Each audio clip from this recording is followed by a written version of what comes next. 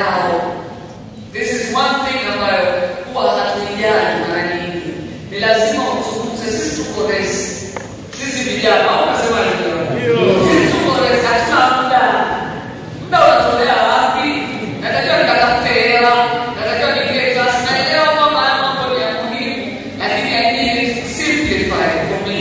I need it in my language. I don't want kusoma vitu na nisome mikakati ya maneno mbele ya kanamnasi ya wale saa zingine kwa vijana rahisi kama lugha ambazo huwa zinatumika kwenye kudeliver au portray hizi messages, ni lugha ambazo haziangalii vijana directly